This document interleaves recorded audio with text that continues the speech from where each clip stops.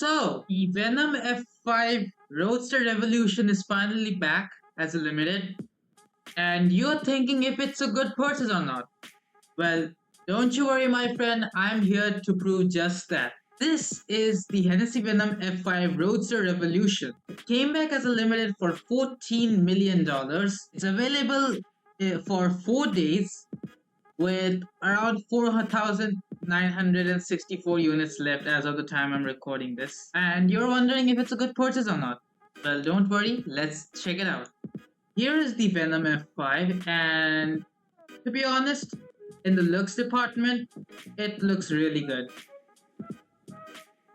It looks basically like the normal F5, but it has a spoiler and a bit of a body kit, a unique paint job, and carbon fiber, as you can see.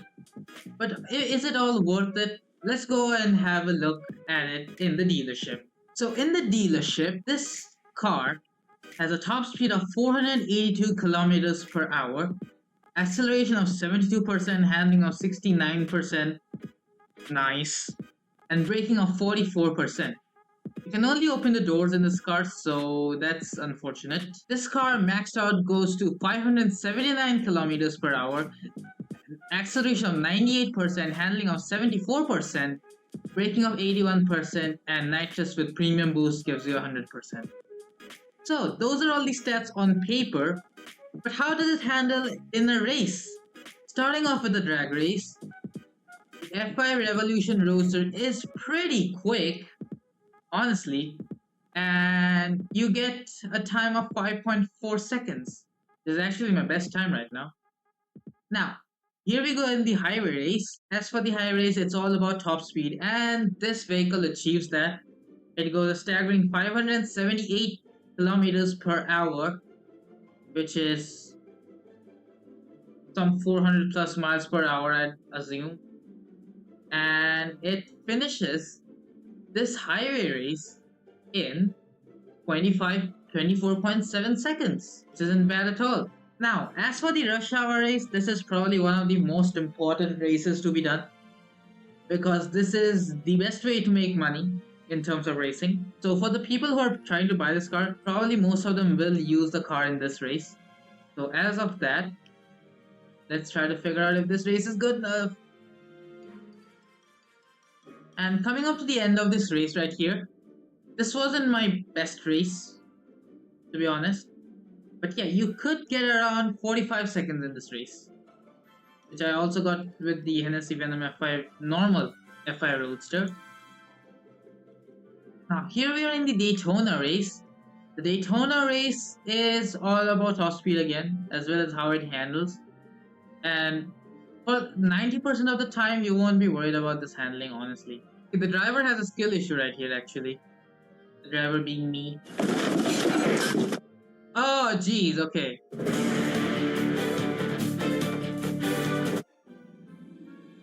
And as you can see, you can finish this race in around 1 minute 29 seconds, maybe even faster to really push it. Our next race is gonna be the circuit race, where the handling of the car will be put to test.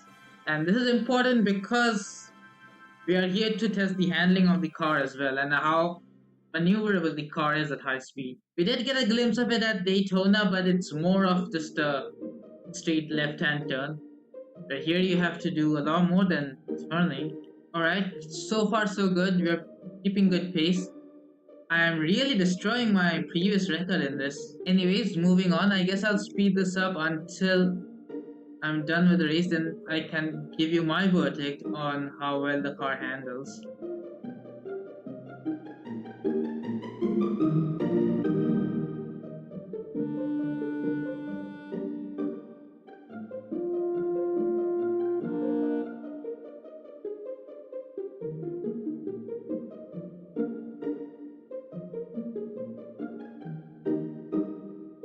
Alright, so we are finally done with this race right now.